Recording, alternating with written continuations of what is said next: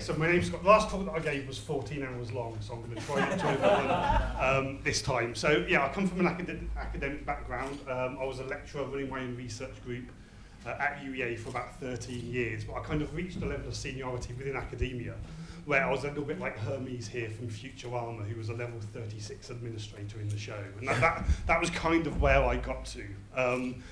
Always loved games, always been obsessed with games, still am, play them all the time. But the app space is an incredibly crowded market. This is the world record attempt at trying to get people on the bus, by the way.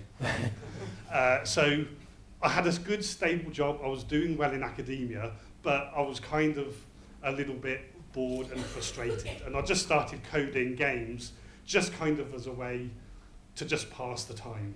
I had no real ambitions about turning this into a business. And then I just kind of accidentally ended up running a company with a friend of mine. It's difficult to see. This is my favourite piece of closed captioning I've ever seen on a movie. It's Leonardo DiCaprio, and the closed caption is just screams internally.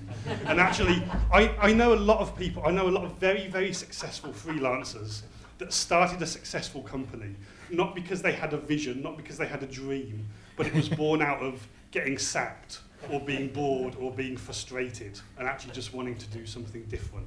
And actually that's kind of these emotions, so boredom, frustration, anger, these can be positive things if you actually do something with them. And that's kind of what I did. I started up a company just because I was fed up with what I was doing at the time.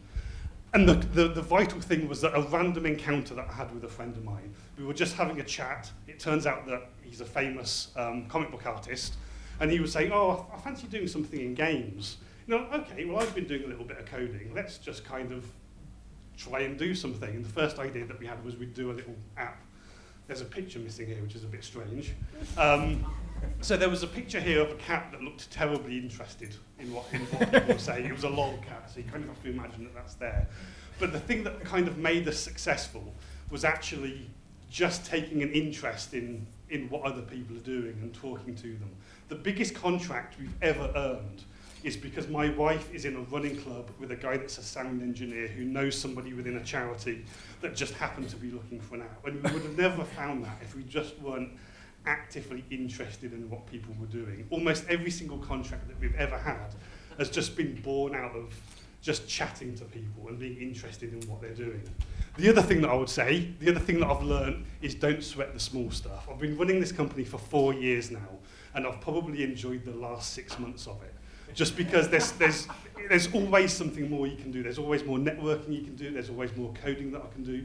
There's always more projects that I can go out and get. And actually, I'm so privileged to be in the position that I'm in at the moment, and I regret not enjoying it more. I've just kind of started to relax. That's my talk.